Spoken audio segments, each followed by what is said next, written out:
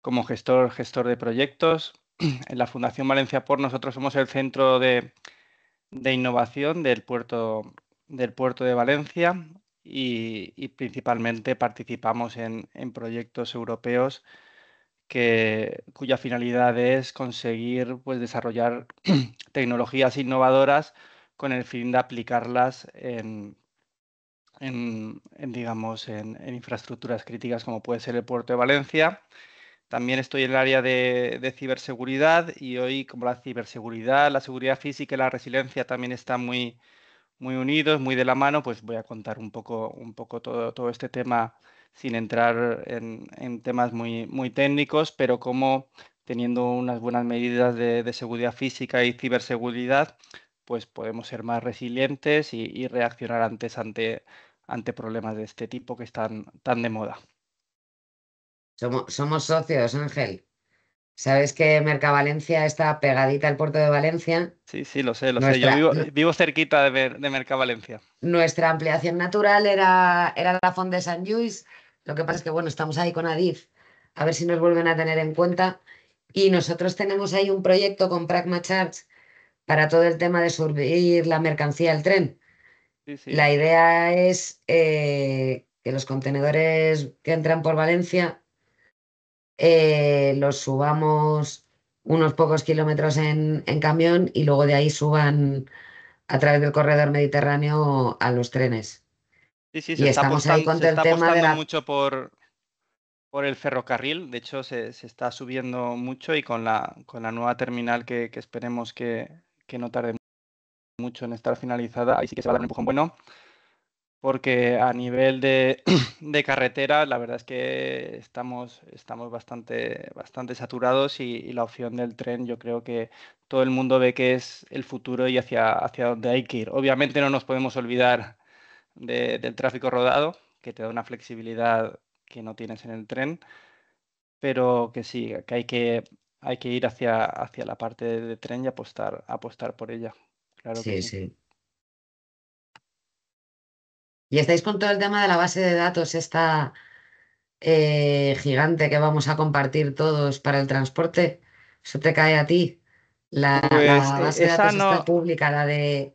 no lo conozco. Yo sé que está viniendo el tema este de EFTI, de la normativa europea, de comunicar todo a través de mensajes estándar, poniendo seguridad, pero la base de datos está grande. Yo sé que se hacen cosas también con Adif Sí, esa es la para común. estandarizar todos los mensajes y que nos podamos comunicar todo mejor, pero no, ese proyecto no lo conozco en detalle. Pero sí, sí, el puerto está metido en muchos proyectos de ese tipo.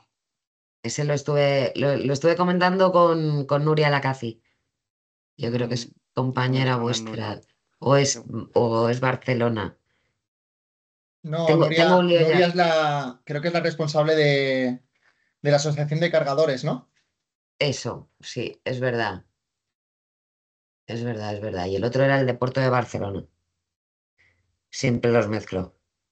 No pasa nada. Bueno, me falta Luis Enrique y qué raro porque teníamos bastantes inscritos y por ahora no se ha metido nadie, pero bueno, dicho esto, no pasa nada porque al final la sesión quedará grabada y bueno, forma parte del ecosistema. A ti, Ángel, bueno, darte las gracias porque se nos cayó, como te comenté ayer por Mm, correo, una empresa que teníamos inicialmente a última hora, justo ayer. mm. Mira, em, tiene acceso, espera que permitir micro y permitir cámara. Y se nos cayó a última hora y nada, y la verdad que Ángela amablemente dijo, o sea, se le lanzó la petición y la verdad que mira, es una de las cosas que me alegro porque ya digo, como infraestructura crítica también seguramente tengáis mucho que decir al A ver cómo, respecto. a ver cómo sale. Esto es como un tema de resiliencia, si algo inesperado que hay que adaptarse, muy Sí, con eso es, eso es, eso es. Ahora la mismo lo temática Esto, estás del viviendo tema, en pero esto, bueno. esto es la Intentaremos que definición. salga lo mejor posible, aunque no haya habido mucha preparación. Muy bien. Hola Edu, que te veo que estás por aquí. Buenas a todos, ¿qué tal estáis? Hola, Pues buenas. muy bien, aquí andamos, de miércoles. Y nada, y vamos a empezar realmente, si os parece, ¿no? Y así De ya, bueno, miércoles, empezamos tranquilo. puntuales y yo creo que la gente se irá sumando, porque ya digo, había una prescripción, creo que habían 10 personas o cosas así y bueno, no sé, esto en los webinars a veces pasa, pero bueno, que de todos modos, como digo, se compartirá después el vídeo junto con las presentaciones con los socios Muy bien. y al final es contenido interesante esto. Voy a compartir pantalla y arrancamos.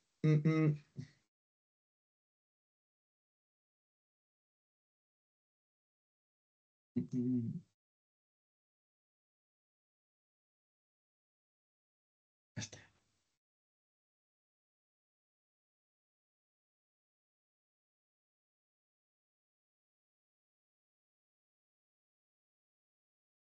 Hola Luis Enrique.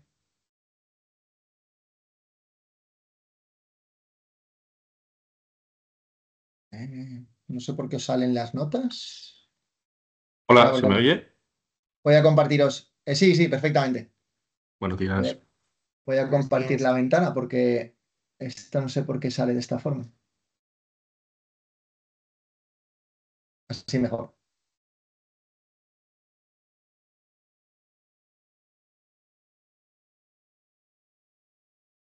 Vale, veis todos, ¿no? Sí, Sí, se ve, Cristian. Vale, genial. Darme un segundo que ya os digo, el equipo con el Teams pues le cuesta en ocasiones. Ahora. Bueno, nada, creo que está Edu, no sé si se ha conectado alguien más, pero bueno, gracias de todos modos a todos los ponentes y a Edu por estar en esta sesión, que, bueno, es un nuevo grupo de trabajo, hicimos, bueno, voy a ir avanzando, hicimos una dinámica previa semanas atrás, o sea, una dinámica presencial de innovación donde identificamos retos respecto al ámbito, al grupo de trabajo de logística de emergencias y residencia, que es nuevo, se creó en 2025 y lo echamos a rodar. Y la verdad que no tenía mucha fe, honestamente, de sacar algo de provecho, pero claro, con todas las contingencias que han ocurrido, sí, y bueno, y con el ámbito de la digitalización sí que han salido. Sí que de la última sesión salieron, además de los retos, cosas interesantes donde poder trabajar. Dicho esto, bueno, esto forma parte de todos los webinars, consideraciones previas. Vamos a grabar la sesión porque así luego la podremos compartir y cualquiera podrá acceder. Si hay alguien que tenga cualquier duda, que por favor levante la mano y en cuanto se pueda se le dará paso. Y nada, yo mismo incluso, en cuanto empiecen los ponentes a comentar, me quito la cámara y el micro porque así de esa forma pues el sistema y la conexión va más ágil. Agenda de hoy, lo que estoy haciendo, la bienvenida, la intervención de nuestros expertos. Cada uno tenemos 3 expertos hoy. A Vanessa Moreno, que es la jefa de la red de unidades alimentarias en Mercasa, en la red de mercados nacionales. Ángel Laguna es el IT Project Manager de la Fundación, en la Fundación Valencia Por. Y Luis Enrique Ruiz, que es técnico investigador de Investigación y Desarrollo en el Instituto Técnico de la Energía, el ITE, en cuanto a sus siglas. Y luego ya, pues bueno, después de las ponencias respecto a las temáticas, cerramos con próximos eventos que tenemos en el calendario planificados, incluido algo interesante que es el 1 de julio, que tendremos la Asamblea de Socios anual, donde, bueno, luego lo comentamos, pero vamos, que se aprobarán las cuentas, el plan de trabajo del 2024 y haremos un poco de recap respecto al plan de trabajo que llevamos este año y lo que está por venir. Como decía, hicimos, bueno, dentro del ecosistema de innovación de Logistop son 3 pasos. Tenemos la primera fase, que es una dinámica de innovación presencial, donde el objetivo es captar o identificar los retos de forma colaborativa y priorizarlos dentro de cada grupo o cada vertical de trabajo. Y en este caso estamos en este segundo punto, que es el Innovation Lab, ¿vale? Una vez identificados estos retos y priorizados conjuntamente, damos traslado a empresas referentes como las que tenemos hoy o entidades de investigación para que nos compartan su realidad o incluso soluciones innovadoras a los retos más operativos del ámbito, en este caso las emergencias y las residencias, en esta sesión online y de contenido normalmente exclusivo para socios. Para posteriormente, pues en el tercer paso ya vendrá una sesión de enfoque que ya digo, hemos captado e identificado necesidades interesantes y no sé la viabilidad, pero bueno, puede ser, el feedback que he recibido es que puede ser que podamos montar, hay alguna idea interesante y que podamos montar o pensar en montar alguna propuesta de innovación en este ámbito. Chula. Objetivos de la sesión, pues es lo que os comentaba, un poco más, andando más en el tema, es trasladar la visión real y operativa de empresas claves frente a los retos identificados y priorizados en la última dinámica de innovación, observatorio logístico del grupo, actualizar el estado del grupo de trabajo también para que los socios tengan conocimiento de cuál es el estatus actual, itinerario que vamos a seguir hasta la próxima sesión de enfoque. Activar, que al final es la misión y en lo que yo estoy poniendo mucho foco, las oportunidades de innovación de cara a la fase de co-creación o colaboración conjunta en las ideas y proyectos para próximas convocatorias también de financiación. Impulsar el ecosistema conectando los retos, las soluciones y que se traduzcan, como digo, en propuestas de innovación reales. Y con esto yo ya os doy paso a vosotros, ¿vale? Podéis compartir pantalla. No hay un orden establecido. En este caso, curiosamente, nadie me ha dicho que tenga especial prisa, pero bueno, no sé si, por ejemplo, Vanessa, ¿quieres comenzar tú? Como queráis, como queráis. Vale, pues sí, lo vamos a hacer de esta forma, porque ya te digo, no, nadie me ha trasladado que tenga especial prisa, así que vamos con ello. A ver si ahora tengo que Yo dejo de compartir, eso es. ponerme de acuerdo para compartir. Acabamos de cambiar el Windows 11 y estoy todavía aprendiendo a manejarme. No sé si Te vemos, veis. ahora ya te vemos. ¿Veis la presentación? Sí, Fenomenal. perfectamente. A por ello, Bueno, Vanessa, pues gracias. nada, básicamente me he presentado antes con Ángel. Mercasa a veces no es tan conocida como la red que representa.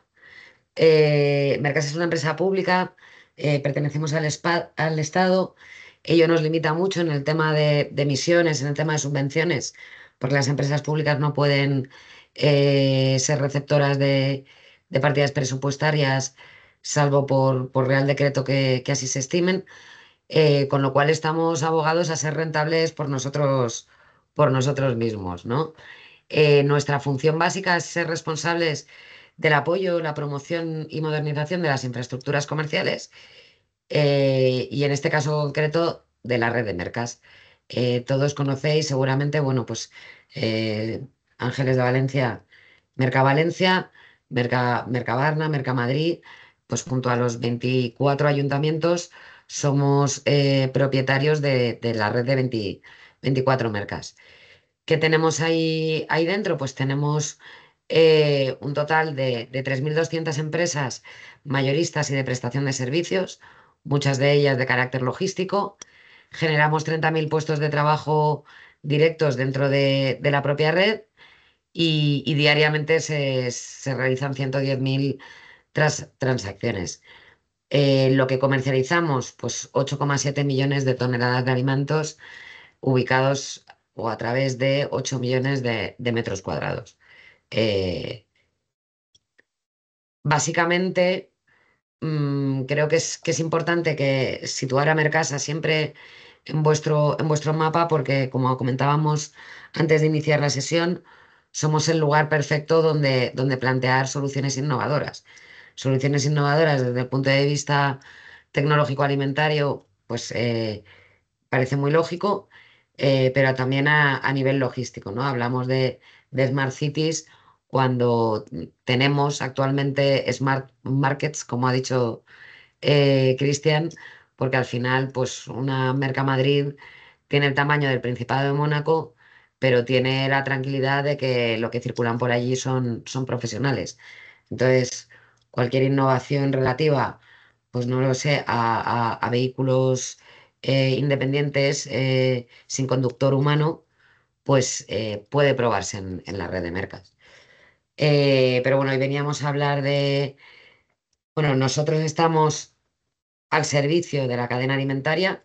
En ese sentido entendemos la cadena como el ADN, ¿vale? No puede fallar ningún eslabón, porque si no, pues el ser humano muere y la cadena alimentaria, pues le ocurre lo mismo, ¿no? Desde el agricultor hasta que el consumidor obtiene ese producto, el consumidor final, pues hay toda una serie de agentes en la cadena y digamos que nosotros tenemos que prestar servicio a todos esos agentes desde la red de mercas, que es el punto central o el nodo por donde transita el 75% de los alimentos frescos que se consumen en este país. Y bueno, pues lo que veníamos a hablar, ¿no? Resiliencia o capacidad de adaptación o capacidad de superación de crisis y emergencias. Como decía Cristian, estamos de moda porque llevamos un año bastante intenso, pero bueno, las crisis y las emergencias de los últimos 5 años no son tampoco para olvidarlas, ¿no? Nosotros tenemos distintos, bueno, resumo los retos un poco que comentasteis en la sesión de mayo a la que no pude asistir. Me pillaba fatal, teníamos un evento de concienciación de empresa y era muy importante, y luego os diré por qué. Pero sí que me quedé con los retos que se priorizaron, ¿no? La coordinación segura entre actores críticos. Como os he dicho, al final la logística lo que hace es unir a todos los agentes de la cadena, abastecer zonas aisladas, colapsadas o en crisis. Y yo me iría más que al abastecer, también podemos tener problemas en origen. Mantenimiento de la cadena de frío, yo creo que es clave, lo hemos vivido recientemente con el apagón. Y bueno, pues reorganizar flujos tras bloqueos logísticos y todo, pues todo con el mismo objetivo, ¿no? Dar continuidad operativa a todas nuestras acciones, ya seamos puertos, ya seamos transformadores, ya seamos centrales de compra. Al final todos tenemos una necesidad de continuidad operativa básica y es nuestra razón de ser. Yo siempre digo que siempre hablamos del último riesgo, de la última crisis, de la última emergencia. Ahora mismo todo el mundo habla del apagón, pero yo creo que todos tenemos que tener siempre muy consciente cuál es nuestra matriz de riesgos, ¿no? Tenemos riesgos de origen social, ¿vale? Huelgas, paros, colapsos. Yo creo que desde 2012 venimos viviendo huelgas generales. eh, es mucho más fácil adaptarse o prepararse, ¿vale? Todo esto siempre tiene que venir previamente solicitada la autorización a la delegación del gobierno, se tiene que comunicar ese paro o esa huelga, nos permite, por lo tanto, planificar, ¿no? Luego tenemos riesgos de origen geopolítico. Yo recuerdo que en noviembre, diciembre y luego ya más concretamente en febrero, me llamaron un montón de agentes, pues digamos, ministeriales. Oye, ¿qué efecto va a tener la política arancelaria de Trump? ¿Qué problemas nos va a suponer? En aquel momento estábamos pensando en el aceite de oliva. Hoy parece que todo va al tema del acero y el aluminio. Y bueno, pues esas cuestiones también son riesgos que ponen en riesgo nuestra logística a nivel global. Pero luego también vimos durante el inicio de la guerra de Ucrania que Ucrania era el granero de Europa. Y bueno, pues surgieron nuevas necesidades, nuevos retos y en algunos casos nuevas oportunidades. A nosotros nos permitió poner en marcha la logística inversa de nuestras plataformas ferroviarias en Zaragoza, ¿no? Y poder mover la alfalfa y otra serie de cereales hacia el este de Europa, de donde principalmente nos venía maquinaria. Y bueno, pues crisis de origen sanitario. Todos recordaremos la COVID de 2019, pero antes habíamos tenido otro tipo de crisis, la crisis de Crafter-Jacobs, la crisis de la gripe aviar y toda una serie de crisis alimentarias que yo cuando antes de 2020 siempre decía no hay ministro de Agricultura que no se estrene con una crisis alimentaria. Y cada vez que cambiaban al ministro de Agricultura decíamos nos va a venir una. Y así era. 7 ministros, 7 crisis alimentarias distintas. Pero en efecto yo creo que la pandemia y el cómo se determinó, ¿no? Las infraestructuras críticas, cómo se determinaron los servicios esenciales, yo creo que fue clave y fue una preparación que se inició en febrero, no en marzo como todo el mundo piensa. Y antes de marzo, antes de ese estado de alarma, la industria alimentaria tenía protocolos sanitarios, protocolos alimentarios, protocolos veterinarios, que ya se estaban poniendo en marcha, ¿no? Es decir, no partimos nunca de cero. Bueno, de origen climático, las dos más recientes han sido el volcán de La Palma, luego la Dana, entre medias tuvimos una Filomena y bueno, pues nos obliga a planificar, pues eso, restablecer rutas, crear nuevas, llegar donde no se puede llegar y en nuestro caso además trabajar en el tema de la ayuda humanitaria que tuvo un colapso logístico absoluto. Y luego, bueno, pues las de origen tecnológico. Yo creo que Ángel nos hablará seguramente mucho más en profundidad de lo que yo pueda hablar de este tema. Hemos tenido muy reciente, el 28 de abril, el apagón, ese apagón que nadie se esperaba porque todo lo que estábamos esperando era un ciberataque. Y resultó que no, que podía llegar a algo tan básico como quedarnos sin corriente eléctrica, que no solo dificultó el tema del abastecimiento energético, sino que además produjo un colapso total de las comunicaciones. ¿Cuáles son para nosotros nuestros principales retos para la red de mercas, para la cadena alimentaria? Bueno, pues son muy similares. La coordinación segura entre actores críticos son muchos más de los que uno piensa. Como os decía, en febrero del 2019 se nos pasó un listado de quiénes eran nuestros actores críticos y resultó que la lista era de 200 empresas proveedoras de servicios, porque claro, hubo gente que se olvidaba de las empresas de mantenedores de ascensores. Y si ellos no salían a trabajar cuando se declarase el estado de alarma, pues si fallaba un ascensor, aparte de la gente que pudiera quedar atrapada en su casa, también se nos quedaban los montacargas parados. ¿Cuál es otro de nuestros retos ante cualquier tipo de crisis? El acceso de la descarga y el acceso de los compradores. Al final, tanto en las huelgas, en los paros, como en el apagón, lo más dificultoso era garantizar de manera segura que los camiones podían llegar, entrar, descargar y que luego podían entrar los compradores para poder hacer todas sus labores. Para nosotros como empresa pública, nosotros tenemos que garantizar en todo momento el acceso a la población a una alimentación variada, fresca y sobre todo segura. Y cuando digo segura, no es tanto pensando en que la lechuga esté en sus perfectas condiciones, que por supuesto también, sino asegurar ese acceso a la alimentación. Eso garantiza la paz social. Luego, bueno, pues como os decía al principio, mantener en funcionamiento las instalaciones de todos los operadores, todo el tema de cadena de frío y bueno, pues garantizar la seguridad de las personas, porque al final estamos hablando siempre de garantizar la cadena alimentaria, de garantizar la logística, pero un agente clave son el factor humano que está detrás de todas esas máquinas, detrás de todos esos protocolos y que también tienen que estar seguros. Casos nosotros que hayamos tenido de grandes crisis, las huelgas generales. Eh, las huelgas generales tienen la mala costumbre de que el inicio de la huelga es a las 12 de la noche y a las 12 de la noche los puntos activos más famosos son las mercas.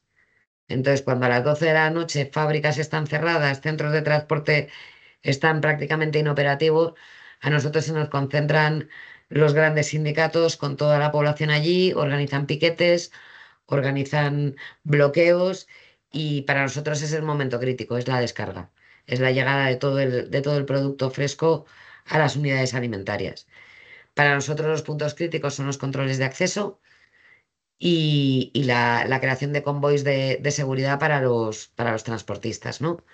En este caso, nuestros grandes aliados es la coordinación con las fuerzas de seguridad del Estado y locales en algunos casos y por supuesto la coordinación con la delegación del gobierno que previamente les ha autorizado esas manifestaciones y concentraciones y que gracias a esa coordinación con ellos pues podemos evitar incidentes mayores. El segundo caso, el COVID, la pandemia, junto con Canadá, fuimos los dos únicos países de la OCDE que garantizaron el abastecimiento durante toda la pandemia con un suministro constante de productos frescos.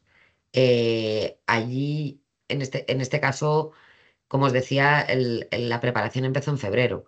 Es decir, cuando en Italia empezaron a llegar los primeros casos de COVID y los primeros signos de alarma de que la pandemia, bueno, de que el COVID iba a ser una pandemia y de que iba a obligar a determinar quiénes eran esenciales y quiénes no lo eran, bueno, pues hubo un trabajo muy intenso con el CNPIC y luego hubo que garantizar en todo momento, pues el funcionamiento de la cadena alimentaria, porque como os decía, la paz social está basada en que la población no pase hambre. Entonces, bueno, se sacaron protocolos sanitarios, fuimos la primera empresa pública en tener un protocolo de continuidad operacional y de prevención de nuevos casos de COVID. Nos dedicamos a la compra de mascarillas. Gracias a Dios no compartimos ningún proveedor con los que ahora están siendo puestos en tela de juicio, tanto en la Comunidad de Madrid como en el gobierno. Eh, y bueno, tuvimos que reorganizar todo tipo de flujos internos y reducir al máximo el número de personas que transitaban, tanto para los trabajos de descarga como para los de compra y de carga posterior, modificando horarios, cambiando la distribución de los espacios, el layout de todos los mercados, garantizando el 1,5 metros de distancia de seguridad entre las personas. Y bueno, por supuesto, toda la generación de ayuda social, porque muchísima gente se fue a ERTE, pero mucha otra gente, pues, no tenía acceso, ¿no? Entonces, todos aquellos productos que durante meses estaban preparados para su venta, de repente no tenían salida.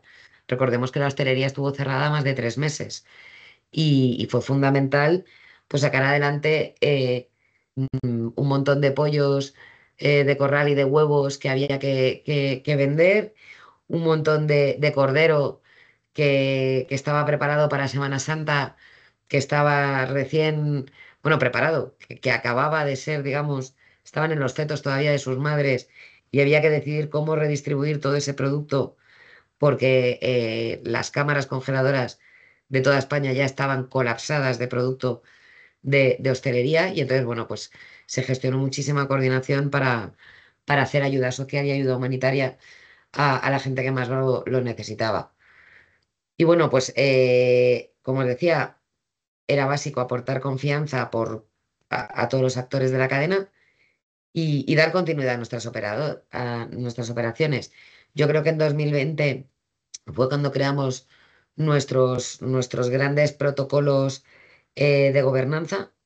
Establecimos cadenas de mando para que si iban cayendo enfermos, hubiera segundos, terceros, cuartos y hasta el mando 17, que era yo, que tuviera firma total para poder seguir adelante con las compañías.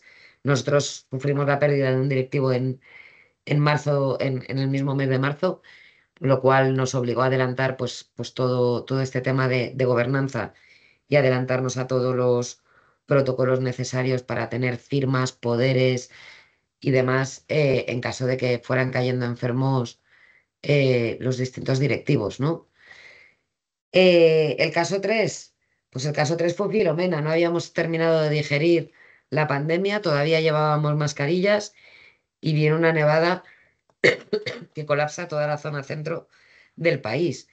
Es la primera vez en la historia que Mercamadrid o que una merca tiene que cerrar un día. Nos centramos mucho con la UME en restablecer todo el tránsito, como os decía, los accesos. Pudimos restablecer el tránsito el mismo domingo dentro de Mercamadrid, de tal manera que el lunes abríamos las instalaciones esperando poder tener un día normal, pero claro, habíamos trabajado únicamente en nuestro eslabón de la cadena. Habíamos trabajado únicamente en Mercamadrid. Mercamadrid se encontraba a pleno rendimiento, pero el resto de Madrid no tenía ni cómo llegar, ni cómo salir, ni cómo comprar. Eh, Aquí me llevo la lección aprendida, ¿no? Es decir, muchas veces ponemos el foco en restablecer nuestra actividad y no nos damos cuenta de que nuestra actividad depende de unos inputs y outputs que también deben de estar operativos y que por lo tanto es fundamental poner en marcha. Lo que sí que nos permitió el haber restablecido la operativa es poder dar habituallamiento a todos los transportistas que habían conseguido llegar ese viernes por la noche a Mercamadrid y a los que acogimos durante 3 días y a los que pudimos pues dar de comer, facilitar un espacio donde dormir, donde ducharse y donde mantener vida hasta que pudieron ir sacando sus camiones y proceder a su operativa habitual. El caso 4, la Dana, vi que lo comentasteis el día 21 de mayo. eh, mm, Se habló mucho del tema de no poder llegar, ¿no? a los puntos finales, ¿no? Eh, yo vuelvo a lo mismo. Es fundamental la coordinación y el trabajo de todos los agentes. Nosotros nos encontramos el mismo día 1 de noviembre con que muchísimas mercas querían aportar donaciones a la zona cero. Y tuvimos que pararles y decirles, no donéis nada, no donéis nada, no hay forma de llegar. ¿Qué hicimos? Establecer un campamento base, coordinarnos con las delegaciones con la delegación del gobierno de valenciana, luego con el Alto Comisionado para la Dana y con el CECOPI y con las ONGs, de tal manera que a partir del 5 de noviembre fuimos haciendo llegar aquellos camiones de productos frescos con cuentagotas. ¿Por qué con cuentagotas? Porque luego no había forma de llegar a la población final para entregarla y el producto fresco es lo que tienes, que es fresco durante 3 días y luego ya pasa a ser un producto perecedero. Con lo cual, lo que utilizamos fue nuestras instalaciones en Mercavalencia para coordinar diariamente la llegada de un tráiler y su reparto en un día a los 70 municipios, aunque solo pudimos llegar a 32 de los municipios inicialmente.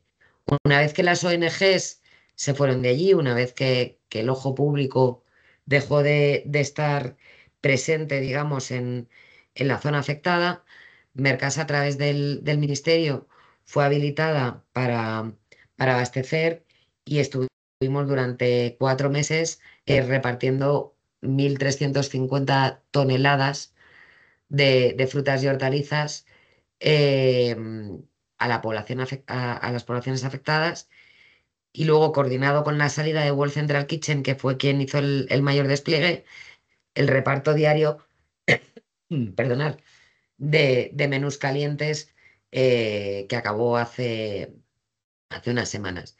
Llegamos a repartir 252.000 menús calientes acompañados de una pieza de fruta a las poblaciones afectadas durante casi 5 meses. Y luego, por último, y mucho más enfocado a la logística, desarrollamos un proyecto de última milla, ¿no? Eh, Al final, una de las problemáticas que tenían los establecimientos minoristas, aparte de que tenían que reconstruir sus propios locales y reconstruir sus propias viviendas, porque al final hablamos de pymes y autónomos, habían perdido sus furgonetas. Habían perdido las furgonetas, los vehículos y no tenían manera de abastecerse. En este caso, en una colaboración con Correos, Mercasa lo que habilitó fue una línea de ayudas de tal manera que todo aquel comercio que comprase en Mercavalencia tenía garantizado el reparto de su producto al establecimiento desde la propia Mercavalencia y de manera gratuita.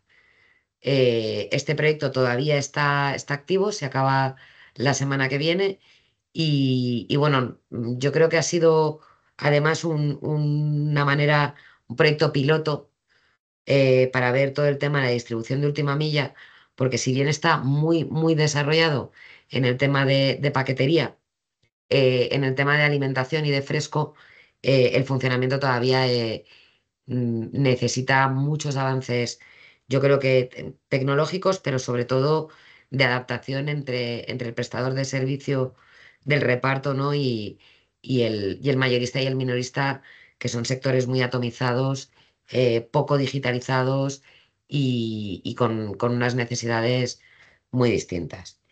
Y bueno, pues como siempre nos gusta hablar de la última crisis, toca hablar del apagón. Cuando el 28 de abril a las 12 de la mañana empezamos a ver que todo cae, nuestro principal problema no era la electricidad, el problema era comunicarnos, ¿vale? No teníamos forma de comunicarnos unos con otros. Había SAIs instalados en muchas de las mercas, había teléfonos satelitales en otras, y al final lo único que conseguíamos que funcionaran fueron las redes sociales. Para nuestra operativa, para nuestra continuidad operativa, el tema del apagón a nosotros nos pilló con bastante tiempo para organizarnos, porque nuestra actividad era nocturna, con lo cual nosotros la actividad diurna, que solo se veía afectada en Mercalicante y en Mercabarna, no tuvo problema, porque era ya una actividad de mercado.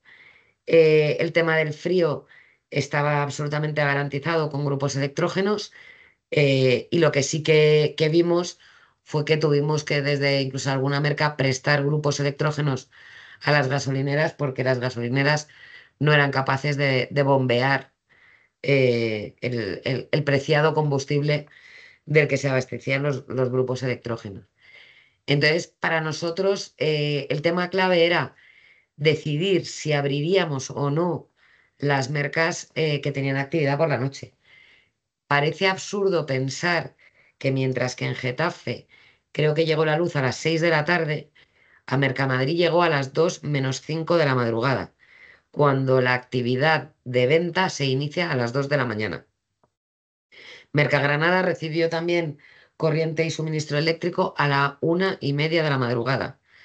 Bilbao, que fue la primera ciudad en recuperar la luz, en el caso de la Merca llegó el suministro eléctrico a las 11:30 de la noche. Es decir, nos encontramos con que si bien determinadas zonas de España, determinados municipios, y no por completo, iban recibiendo suministro eléctrico, nosotros no lo teníamos. Y nos planteábamos que en Mercamadrid, a la 1 de la madrugada, no teníamos suministro eléctrico y no teníamos forma de iluminar una pequeña ciudad del tamaño de 800 campos de fútbol. Eso implicaba la falta absoluta de seguridad en el tránsito de personas, de toros, de Fenwich, eh, y sí que teníamos algo de seguridad en el tránsito de vehículos, pero vamos, transitar a oscuras con un vehículo era muy complicado. Por suerte la luz llegó a las 2 menos 5 y decidimos que la operativa de venta se hacía.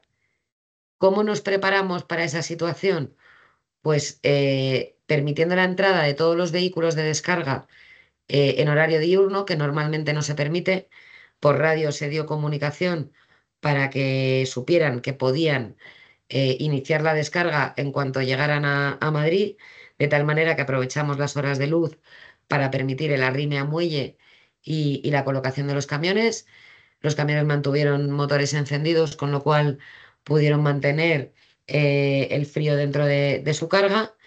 Y bueno, pues el principal problema era, como os decía, garantizar la seguridad de las personas. Esto ya lo comenté cuando hablamos en el Congreso de los 20 años de Logistop. La planificación y organización ante cuestiones de emergencia es clave, y no es algo que tengas que hacer el día que tienes una crisis, ¿no? Pongo siempre por delante la cultura organizacional. Creo que si no puedes contar con tus equipos en un momento de crisis, no puedes hacer nada, y tampoco puedes tener preestablecido que determinadas personas sí o sí sean la que responda ante crisis. El 28 de abril nos encontramos con que el equipo del comité de crisis estaba compuesto por padres y madres que no sabían dónde estaban sus hijos. Y claro, tenías que pedirles el favor de quedarse a personas que estaban preocupadas por sus hijos. De ahí que cuando os dije no puedo asistir el 21 de mayo, teníamos un evento de empresa, era un evento de conciliación, de cómo conocernos, de encontrarnos las personas, de conocer cuáles son las prioridades de tus equipos. Porque las prioridades de tus equipos, el que diga otra cosa, tienen que ser siempre sus familias. Y a partir de ahí, pues hemos establecido también protocolos distintos en función del tipo de riesgo, ¿no? Es decir, si yo tengo una huelga programada, pues van a tener que responder unos, pero si tengo un apagón, van a responder otros. Porque si no puedes darle ese salario emocional a las personas de tu equipo, no puedes pretender contar con ellos en plena crisis. Aunque sea el más alto directivo, aunque gane un dineral, aunque tenga un plus, esa persona no va a estar focalizada en gestionar las operaciones ese día, si tiene que preocuparse por si su hijo o hija, padre o madre, están bien atendidos. Al final, somos seres humanos y yo creo que es clave en todas las organizaciones, empresas, asociaciones, federaciones, saber que por mucha inteligencia artificial, la respuesta ante la crisis la dan las personas. Luego, bueno, pues comentar que es importante tener un comité de crisis establecido, tener unos protocolos, saber quién tiene que hacer qué. Como os decía al principio de la presentación, nos solemos centrar en las lecciones aprendidas de la última crisis que hemos vivido y se nos olvidan las anteriores y desgraciadamente las anteriores pueden repetirse. Todas las políticas, protocolos que se establezcan, hay que documentarlos. Eh, Actuamos muchas veces por impulso, el impulso no es malo, eh, actuamos por reacción, eh, y eso es normal, es lo que nos hace ser uno de los seres vivos más inteligentes, pero si no lo dejamos documentado, en la siguiente crisis no podremos saber quién fue el contacto clave, quién fue esa persona que te resolvió un problema, eh, qué, ¿qué lección aprendiste? Eh, Ahora estamos documentando todo el tema de las comunicaciones porque mucho satélite y al final tuvimos que tirar de la comunicación por radio. Eh, las lecciones aprendidas son claves. Y luego, bueno, pues si teníamos un problema de comunicación el 28 de abril y hay que ser transparente con los stakeholders, pues fue complicado. Fue muy complicado poder hablar con los ministerios. A diferencia de los delegados del gobierno, no tenemos un teléfono rojo fijo que nos conecta con Moncloa. Y bueno, pues fue un tema de mucho movimiento, de coger un coche y decir, me voy al ministerio y se lo cuento, porque no me queda otra que ir. Todo ello con el tráfico como estaba en Madrid el día 28. Entonces, bueno, pues yo creo que en temas de resiliencia y de gestión de crisis, estos son los 6 elementos eh, más importantes a tener en cuenta de cara a planificar las siguientes, ¿no? De cara a planificar cualquier cosa que nos pueda venir. Y bueno, pues eso, recordar que Mercasa y su red de mercas son un modelo diferencial en el mundo. No existe una red como la nuestra fuera de nuestras fronteras, que somos una empresa 100% pública y que estamos al servicio de la sociedad y que bueno, que hemos demostrado con todo este tipo de crisis que somos garantes del abastecimiento alimentario en todo tipo de situaciones y en todo el territorio.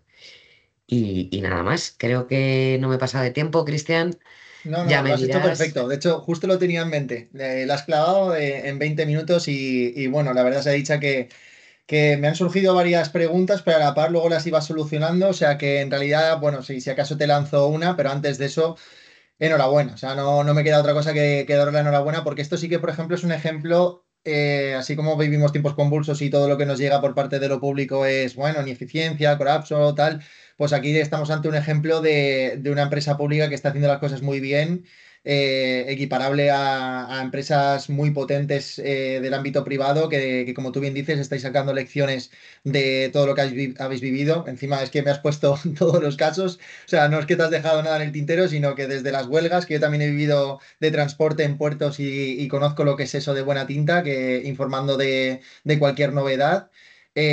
Bueno, pasando por el COVID, pasando por Filomena, que también fue muy difícil, particularmente en Madrid, y todas las rutas alternativas. No sé, la logística es que es tensa, te tiene que gustar, pero bueno, si al final te engancha, tiene ese puntito de que al final tiene esa emoción y que todo el mundo arrima el hombro, y tiene una parte también como tú bien dices, servicio al ciudadano, que esa también es la parte que yo creo que destaco de todo lo que has dicho al final pues de que da igual cargo, da igual el tipo de trabajo y tal, que al final lo que queda, o sea, lo que estamos, y después de esto la lección aprendida o la conclusión que yo saco de ti, Vanessa, es eso, que somos seres humanos y que hay que darle importancia también a que todas las personas trabajamos para vivir. Es verdad que el trabajo dignifica y demás, pero claro, cuando ya ante una dana no sabes dónde están tus hijos o personas importantes, pues ya dices, te replanteas muchas cosas y las prioridades cambian. Y entonces las empresas también ahí tienen que hacer un ejercicio de decir, oye, el concepto de salario emocional me ha gustado mucho, la verdad. Y en este sentido, nada, bueno, ya te digo, no hay mucha duda. Lo que os había comentado a todos los participantes, que ahora se han sumado algunos más, y gracias por participar en el chat, es que si tenéis alguna duda, aprovechando que está Vanessa aquí, podéis levantar la mano para lanzársela. Yo desconocía, por ejemplo, el tema de la colaboración con correos y me parece algo súper guay. O sea, ya digo, creo que es digno de sacar pecho todo lo que habéis hecho y cómo lo habéis gestionado, y encima preparándoos para futuras crisis, que es lo interesante. Lo único, si habéis detectado en este sentido alguna oportunidad de innovación con todo esto, o sea, todos los problemas que habéis vivido, los protocolos que estáis desarrollando, todo el aprendizaje, toda la moraleja de todas las crisis y demás, quizás hayan, ¿no? Decir, oye, hemos detectado, igual que nosotros hacemos unas dinámicas de innovación para detectar esos retos a bote pronto entre muchas personas, pues claro, vosotros sacáis conclusiones de primera mano en el ámbito operativo, y eso a nivel de innovación creo que es muy útil, súper útil. Pues, Cristian, es que precisamente no he incluido nada en la presentación porque sabía que enfrente iba a tener a empresas innovadoras tecnológicas a las que preguntarles, porque nosotros ahora estamos buscando la forma de garantizar las comunicaciones.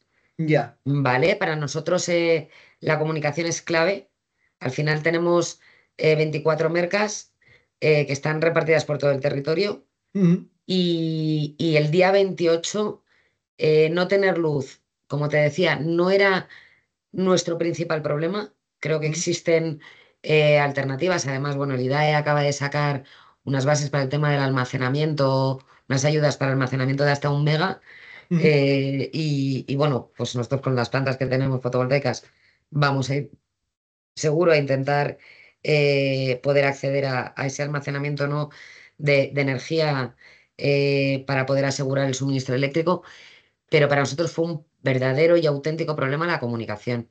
Claro. Y estamos buscando, y lo digo abiertamente porque sacaremos una licitación en breve precisamente para garantizar las comunicaciones entre las 24 mercas, nosotros, los ayuntamientos y los ministerios.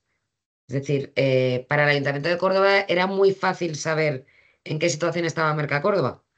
El presidente de Merca Córdoba cogió la moto, Y como se va y decía él, lo me cogí la contrasta. moto, yo tiré para allá, y gracias a él, pues oye, encontramos de todo, ¿no?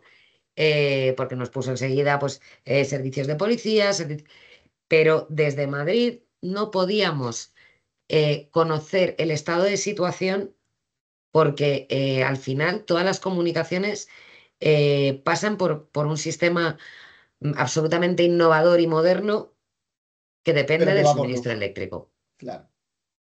Y, y de cara a futuras crisis, o sea, no digo que haya que volver al cobre, que era el primer planteamiento que salió de lección aprendida el 1 de mayo. En la reunión del 1 de mayo era, tenemos que volver a llenar de cobre nuestras casas y viviendas.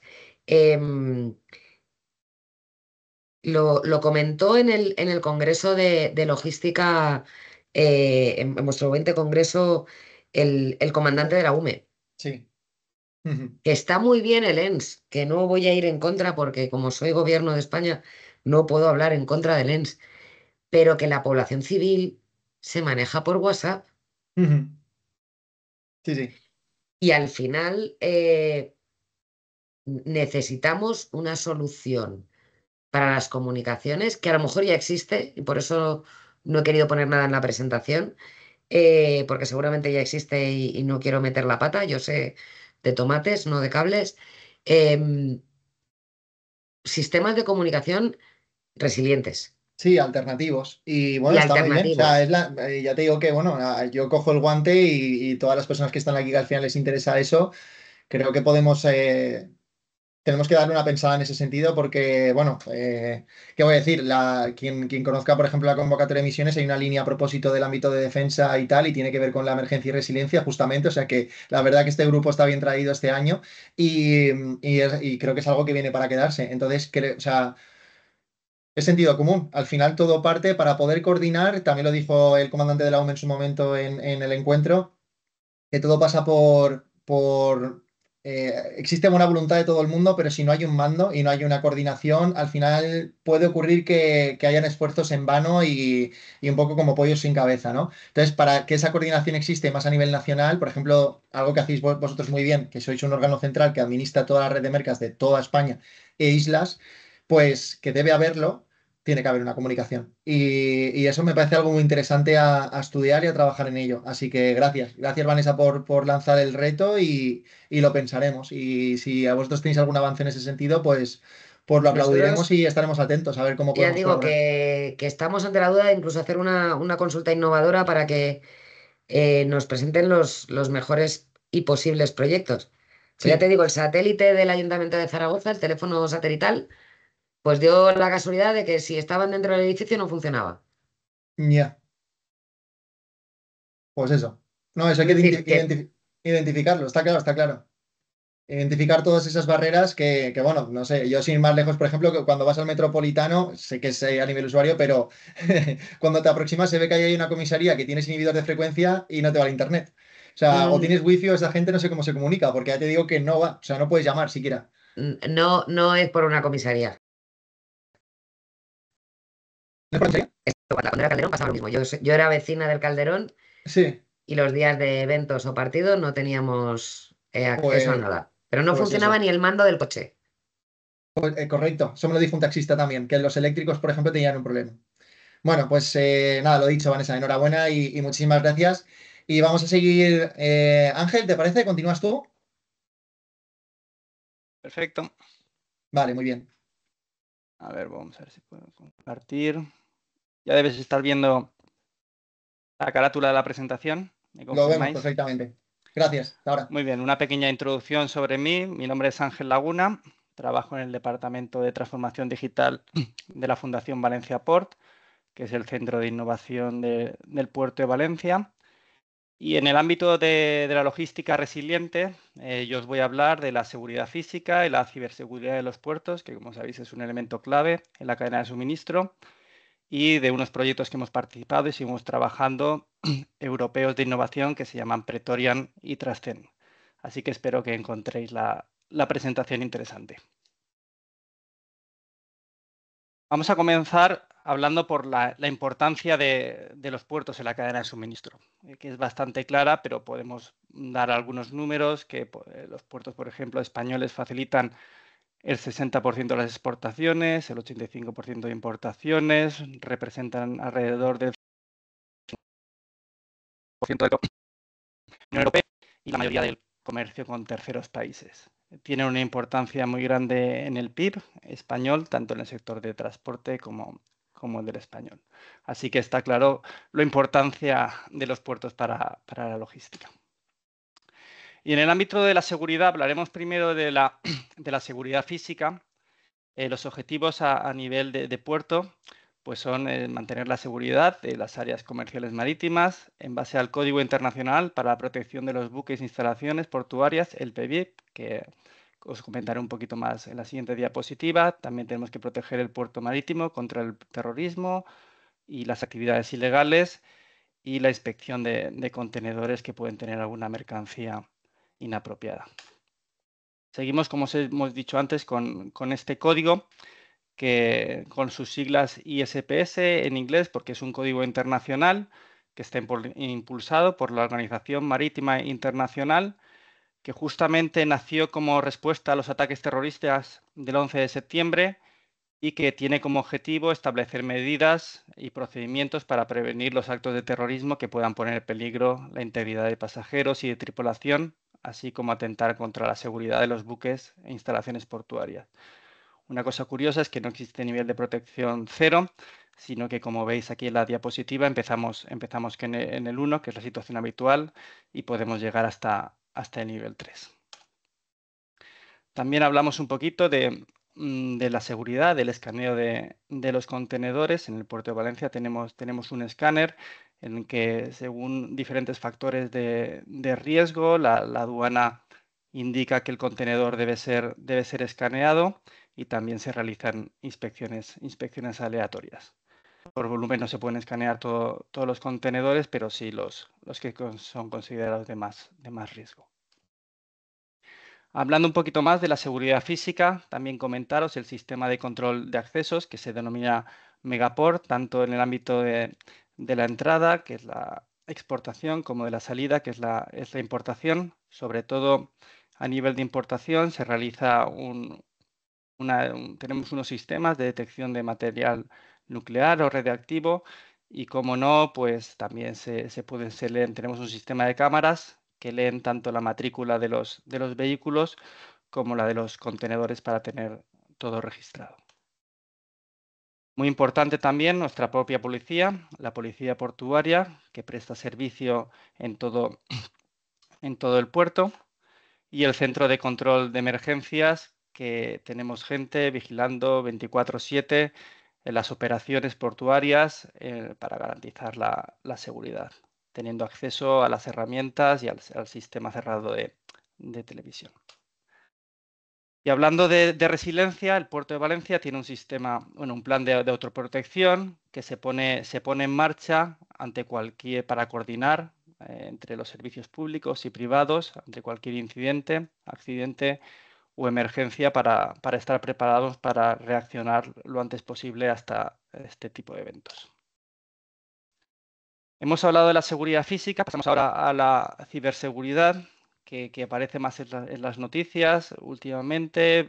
Aquí os he puesto dos noticias de los periódicos. Creo que son noticias de hace un par de años, que el mayor puerto de Japón fue hackeado y se interrumpieron, por ejemplo, las operaciones de Toyota, y en un ciberataque al puerto de Lisboa, creo que fue un ransomware, y los hackers exigían 1,5 millones de euros para liberar los sistemas.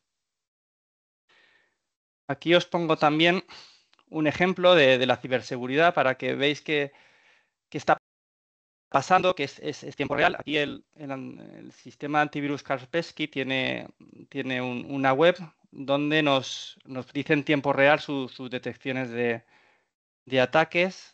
Podemos ver un momento, por curiosidad, donde tenemos a España. Es el número 17 hoy en los países más atacados, y aquí podemos ver pues un poco más de detalles sobre qué está pasando en el mundo.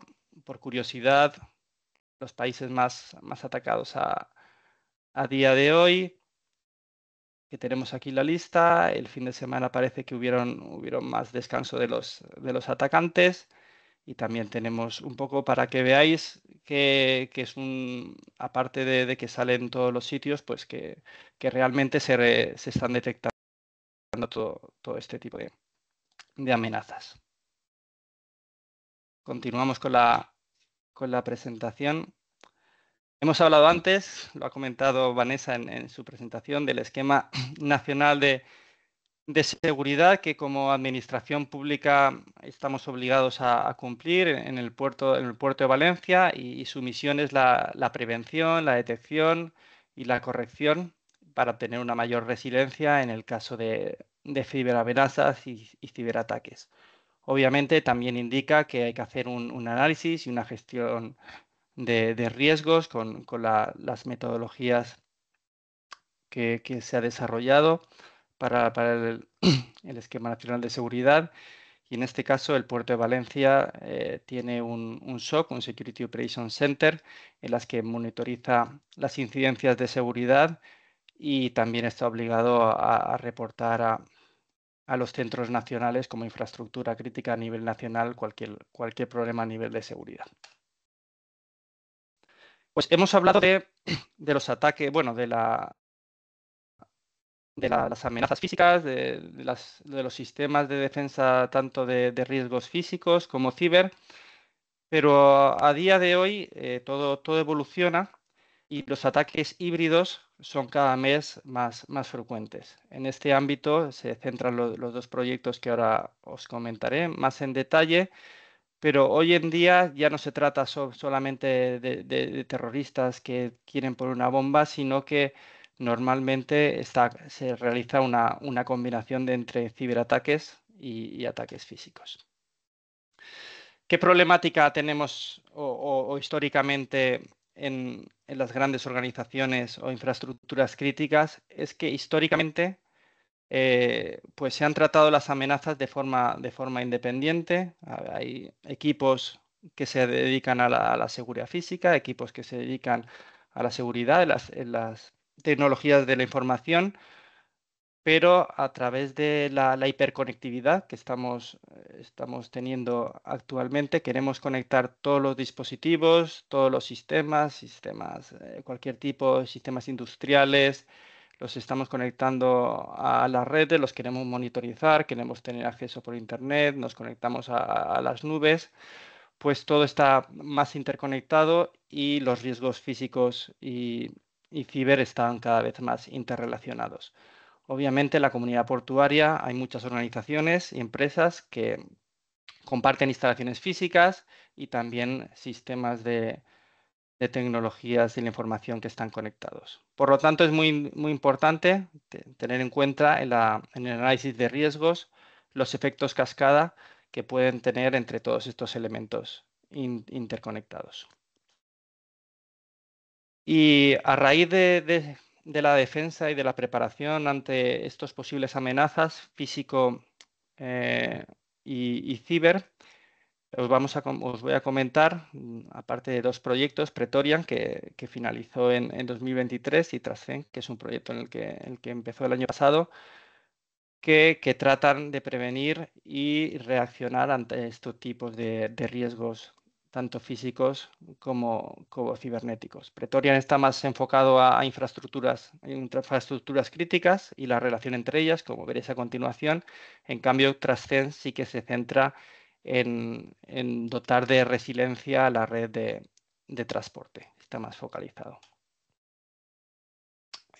Para hablaros un poquito a grandes rasgos del proyecto Pretorian, estuvo formado por 23 socios de diferentes países, como podéis ver aquí en el mapa, y su principal misión era pues, la coordinación y la protección de las infraestructuras críticas que están interrelacionadas para los ataques combinados físicos y ciber.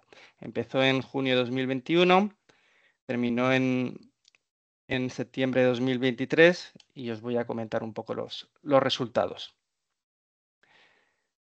Como os he dicho, pues participaron diferentes infraestructuras críticas como puertos, aeropuertos, centrales eléctricas, hospitales. También relacionaron los equipos de emergencias para dar solución a las crisis y a los problemas generados, y reaccionar a parte de avisos a la población.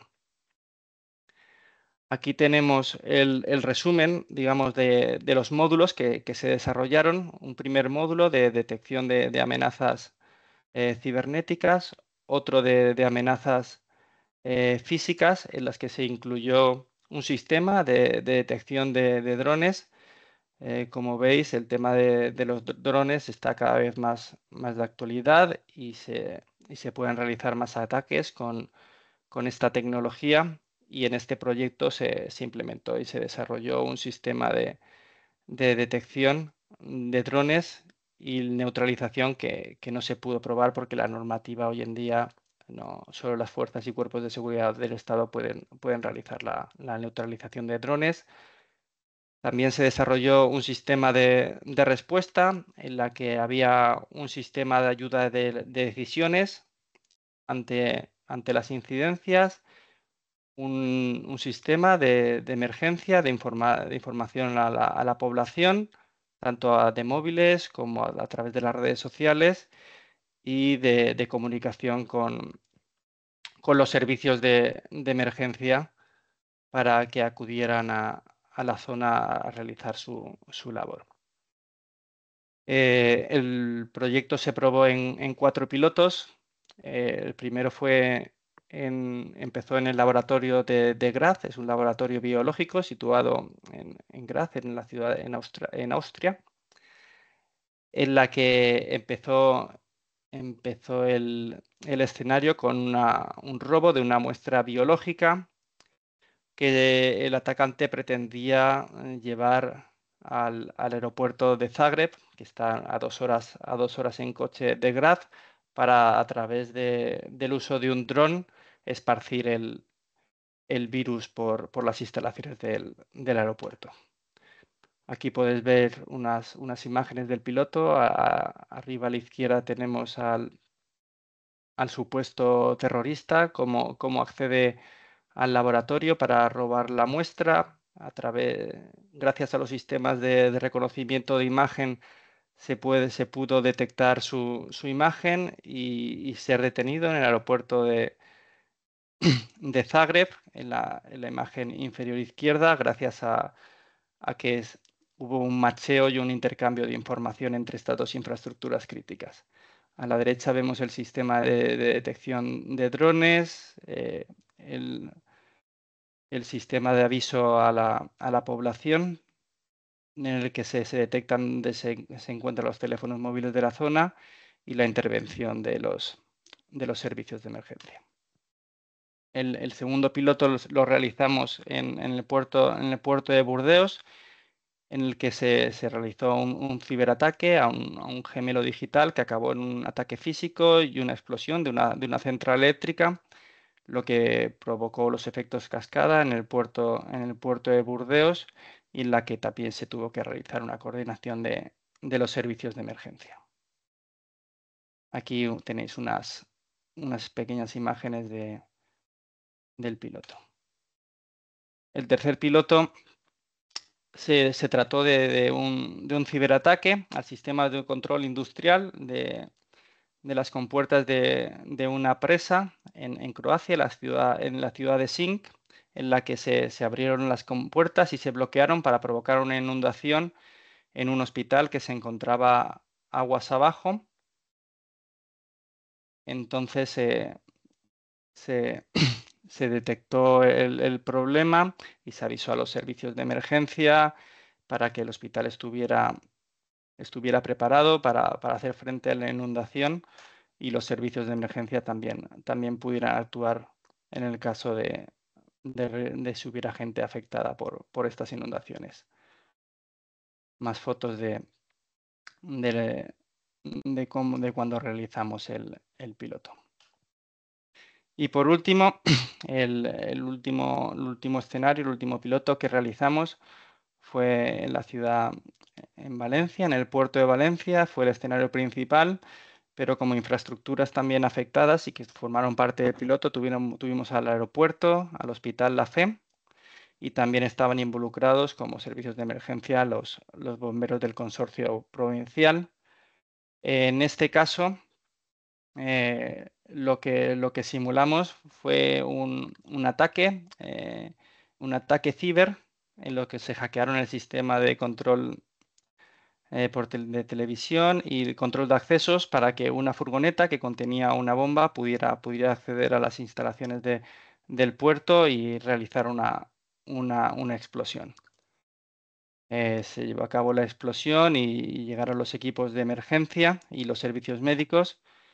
Y como podéis ver en las siguientes imágenes, pues fue bastante espectacular. Se formó un hospital de campaña en las instalaciones del puerto. También tuvimos detección de drones porque a los terroristas tenían un dron que les daba apoyo para darles información en tiempo real. Y la verdad que fue un escenario que quedó muy bien y que realizamos aquí en Valencia. Y a continuación, por último, rápidamente, os quería hablar del proyecto Trascend, que sí que está más centrado en el transporte, en impedir o prever la disrupción de las redes de transporte, detectando los ataques o los riesgos físicos y ciber. Es un proyecto europeo de duración de 36 meses, con 25 socios, que podemos ver a continuación, en la que va a haber tres pruebas pilotos principales. Una será en el aeropuerto de Luxemburgo, con la implicación de Cargolux, que es un socio logístico muy importante en el aeropuerto de Luxemburgo. Otro será en Interporto Bolonia, donde hay un hub también logístico muy importante, multimodal, que incluye una terminal de trenes con bastante tráfico. Y por último, también tenemos la prueba que tendremos en el puerto de Valencia, con la colaboración de la terminal de Costco Shipping, y también la colaboración de Logitren, que es el operador ferroviario que conecta la terminal de CSP de Valencia con el puerto seco de Zaragoza.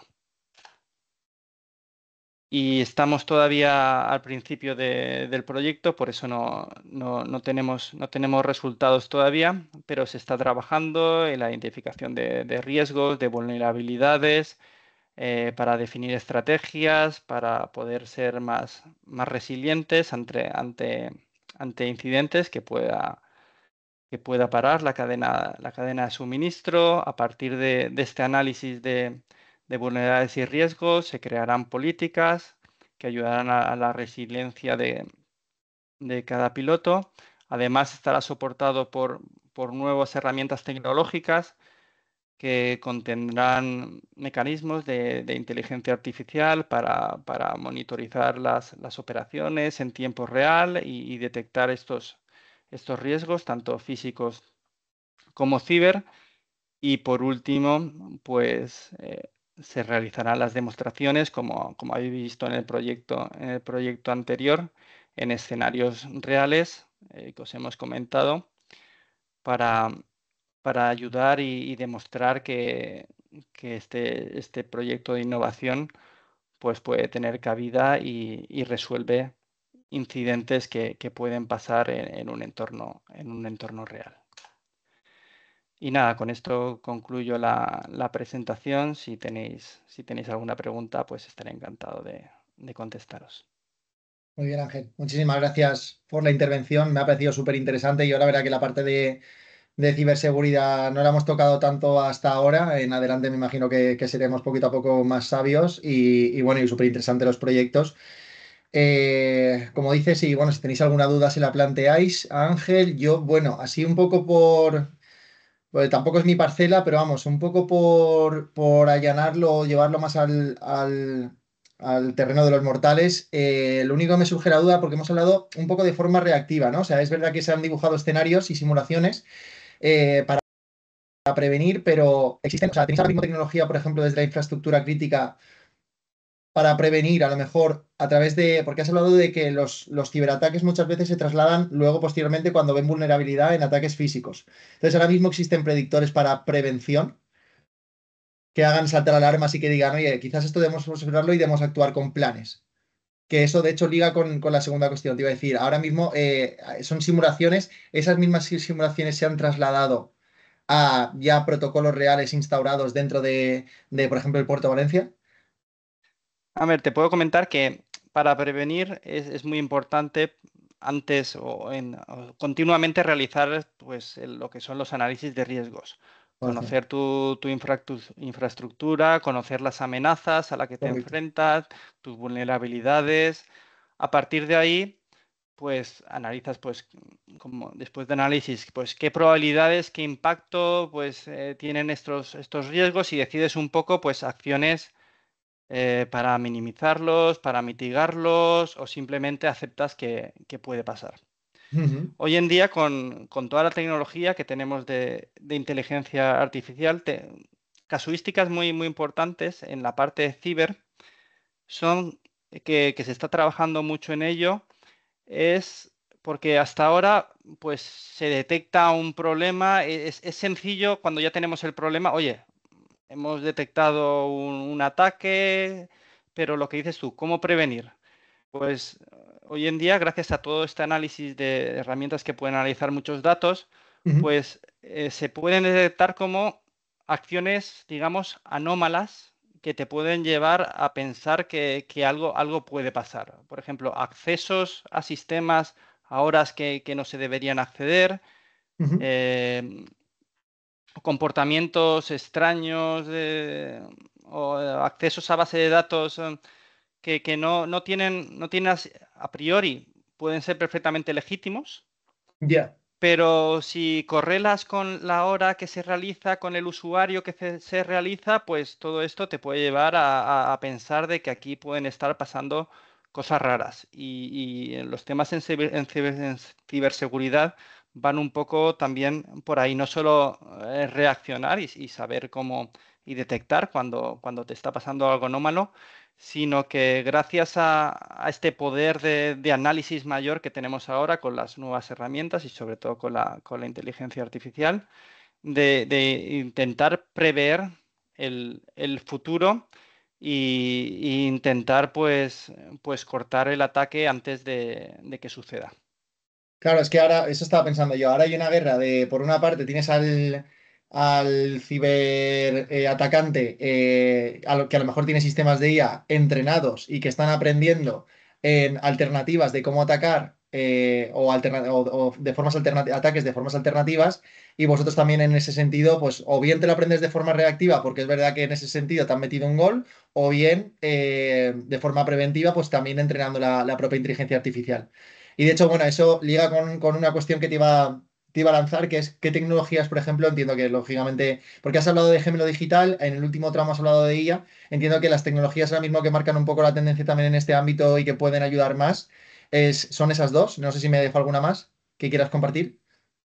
Sí, exactamente. Al final tenemos tradicionalmente, ayuda mucho también el tema de drones. En el puerto de Valencia tenemos un problema que es que justo el aterrizaje y despegue del aeropuerto pasa por encima del puerto, entonces es una zona súper Sí. restrictiva para volar drones, pero los drones en el ámbito de la seguridad física, por ejemplo, es, es una ayuda tremenda, porque tú tienes tu sistema de cámaras fijo, pero no lo puedes controlar todo. Ujú. Entonces, tú tienes tus sistemas de detección, detectan un acceso o un análisis de imagen y enseguida se puede enviar un dron para tenerlo allí y ver exactamente todo. Ya está correcto. Y lo que estás comentando, pues del gemelo digital, pues te ayuda mucho a tener la visión global de lo que está pasando, incluso para los operadores que trabajan 24/7, les viene muy bien para decir, mira, tenemos este incidente en esta área del puerto, lo pueden localizar, ven qué está pasando, ven que es tiempo real, también con la ayuda quizás de los drones, que no los tenemos ahora mismo, pero yo pienso que es una tecnología que antes o después Va a estará ahí estar. porque es muy interesante Ujú. y la inteligencia artificial sobre todo para adelantarse y correlar estos eventos de que a priori pueden no tener mucha importancia de forma independiente, pero si nos analizas en conjunto, sí que te pueden dar una información importante. Claro. De hecho, bueno, pues nada, pues gracias Ángel, quedamos quizás algo cogidos de tiempo, súper interesante. Y nada, y de hecho ahora ya ligamos con Luis Enrique que va a hablar también de precisamente de Gemelo Digital, pero de la parte energética, porque él es investigador del Instituto Tecnológico. Luis, si quieres, actívate la cámara y el micro. Y gracias, Sí. Ángel. Hola, Gracias a Y, hola. vosotros. y nada, Eh, adelante. Luis, sí, tú quedas, Luis, perdona, Ángel, tú quedas liberado igual que Vanessa, que me sabe mal si tienes que hacer cosas, ¿vale? No lo he comentado antes, pero no es necesario tampoco que os quedéis hasta el final de la charla. Aunque al final lo de Luis Enrique va a ser atractivo e interesante. Hombre, yo me voy a quedar, a mí me está interesando. Claro, Otra claro que cosa sí, es no, que no, o en algún sea, yo momento me simplemente, desconecte un simplemente poquito, que, pero me parece súper interesante y me ha parecido súper interesante el proyecto de Pretorian, ¿eh? Ya hablaré con Ángel. claro que sí, por Muy eso bien. digo, no, no, si al final se Gracias, trata de eso, de gracias. dar contenido de valor y que todo el mundo estemos al corriente, pero bueno, que muchas veces me ocurre el hecho de, oye, que yo después me tengo que marchar porque tengo H o B, que lo tengáis en mente. Gracias. A por ello, Luis. vale, ¿se ve la pantalla? Sí, Vale, bueno, nada, lo primero, buenos días a todos. Muchas gracias a ti, Cristian, y a Lofisto por invitarme. Y yo nada, me presento brevemente. Yo soy Luis Enrique Ruiz, trabajo como ingeniero I+D en el Centro Tecnológico de la Energía. Estamos aquí en el Parque Tecnológico de Paterna. Y yo voy a hablar un poco sobre, digamos, el concepto de gemelo digital y exponer algunos casos de uso posibles en situaciones de crisis, que al final es, digamos, el tema de este webinar.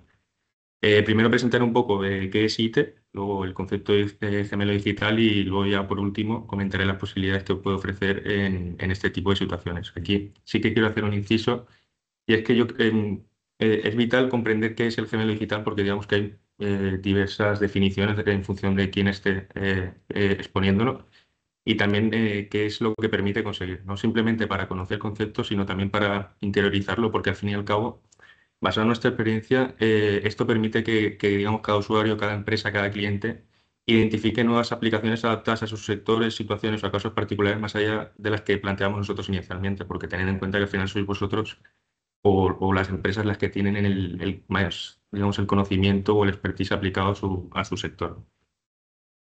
Vale, ya empezando un poco, nosotros, digamos, nuestro fin como centro tecnológico es la generación de conocimiento y el desarrollo de tecnologías que den respuestas a los retos que la transición energética nos plantea y que transferimos a las empresas favoreciendo, digamos, el incremento en su competitividad, digamos, desde la transferencia tecnológica y la innovación. En nuestro centro, digamos, está dividido en líneas estratégicas que engloban todo lo que es la cadena de valor energética y las líneas de trabajo de cada una de las líneas estratégicas han sido diseñadas para resolver no solo las carencias actuales del mercado, sino también las futuras necesidades tecnológicas que se plantean, que están sobre la mesa. Nosotros como centro contamos con varios laboratorios y plantas piloto que permiten dar servicio a empresas y testear el desarrollo de nuevas tecnologías en los proyectos I+D+I que tenemos en marcha y los que planteamos en el futuro. Entonces, digamos que esto es un ecosistema vivo en el que, digamos, vamos adaptando, incluso desarrollando nuevas plantas, nuevos laboratorios para cubrir las necesidades del mercado. También actualmente nosotros pertenecemos a 3 líneas de excelencia cervera, en hidrógeno renovable y sistemas híbridos térmicos y eléctricos y digamos en almacenamiento de energía. Ya centrándonos un poco en la línea estratégica o el área a la que yo pertenezco, nosotros nos centramos en desarrollar metodologías y tecnologías que contribuyen un poco al proceso de descarbonización en el que estamos inmersos, no solo a nivel europeo, sino a nivel global. Mejorar lo que es la competitividad y la productividad de las empresas, mejorando la eficiencia y la optimización energética. Y también un poco, digamos, desarrollar lo que es el análisis de ciclo de vida que poco a poco va a ir implementándose en la realidad de las empresas con todo, digamos, la materia normativa que está saliendo nuevo que está imponiendo la Unión Europea. Y también en materia de ecoinnovación y economía circular. Todos, digamos, todos estos campos los abordamos empleando las metodologías de análisis y estudio que aparecen en lo que es en la parte derecha de la diapositiva, mediante análisis energético productivo, relacionando siempre, porque trabajamos mucho con la industria, lo que es el consumo energético con lo que es la producción de la propia empresa, asociando también coste económico, emisiones, etcétera. También llevando a cabo diseños innovadores, abordando la conectividad industrial, la industria 4.0, etcétera.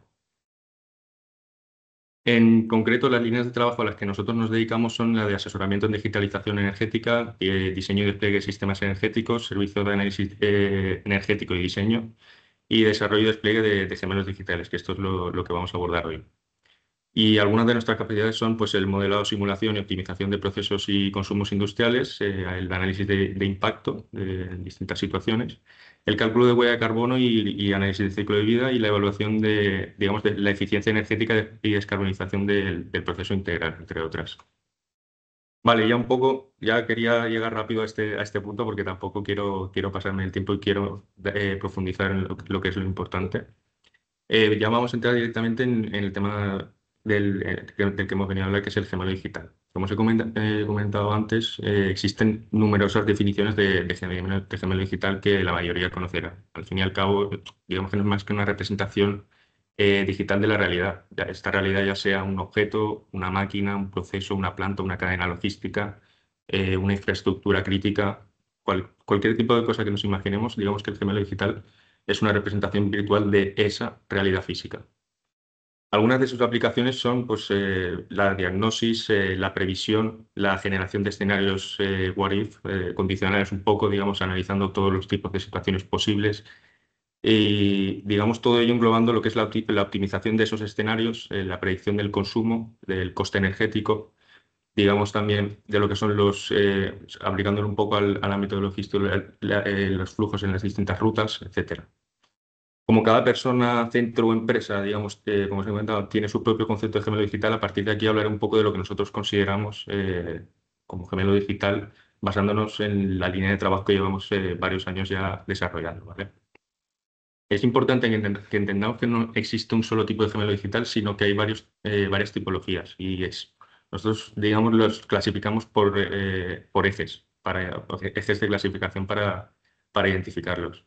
El primer eje es el eje analítico y permite identificar qué tipo de análisis está considerado dentro de lo que es el gemelo digital. Nuestros gemelos digitales, por un lado, son descriptivos de la situación actual de la empresa, permitiendo llevar a cabo un análisis energético en tiempo real, ya sea clasificación de consumo por zonas o líneas productivas, realizar análisis de productividad, costes energéticos, análisis de huella de carbono, costes de producción, digamos, un amplio rango de soluciones. Todo ello mediante el empleo de indicadores energéticos, ambientales, económicos y productivos que facilitan mucho al usuario interpretar la gran cantidad de información que ofrece el gemelo digital en números que engloban una cantidad de datos brutal. Por otro lado, los gemelos digitales son capaces de proyectar distintos escenarios, de manera que permiten predecir el consumo y el coste energético, optimizar la secuenciación productiva y operativa, el layout de plantas productivas, convirtiéndose en una herramienta, digamos, que actúa como soporte a la hora de tomar decisiones de mejora en la planta y pudiendo incluso evolucionar a lo que es un modelo prescriptivo en el que no solo analiza la situación actual de la empresa y es capaz de predecir distintas situaciones, sino que en base a ese conocimiento que tiene el gemelo digital de la empresa, es capaz de prescribir distintas soluciones en función de la casuística.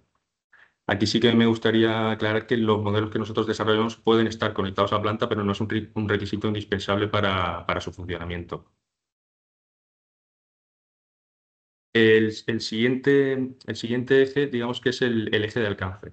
Aunque el alcance lo define la empresa, nuestra manera de trabajar es siempre la misma. Digamos, planteamos distintos niveles y cada nivel es la base del nivel siguiente. De esta manera, podemos tener un gemelo digital de una máquina, un gemelo digital de un proceso o línea productiva, infraestructura o, digamos, cualquier tipo de línea que incorpora varios procesos a nivel de máquina. O por último podemos tener un gemelo digital a nivel de espacio o sistema que engloba los niveles anteriores, nivel de proceso, nivel de máquina, nivel de flujos, etc. Aquí sí que quiero destacar que los niveles que he definido aquí son una simplificación y que podrían digamos, definirse en más niveles tanto inferiores como superiores e intermedios respecto a los que he definido en esta diapositiva, ¿vale?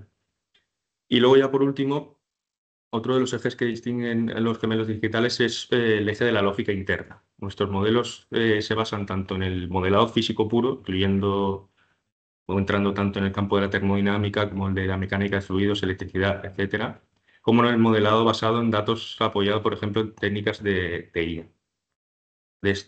Nosotros, en nuestro caso particular, nuestros modelos son híbridos y digamos que aprovechan lo mejor de ambos enfoques en cada caso particular, ¿vale? Desde el punto de vista de funcionalidades, los gemelos digitales pues, tienen un potencial de aplicación en toda la cadena de lo que es el valor del dato energético, tanto para la mejora permanente y sistematizada de la eficiencia energética, como de lo que es la sostenibilidad operativa en las plantas pues, manufactureras, lo que es el campo, digamos, el sector logístico, la infraestructura, etcétera.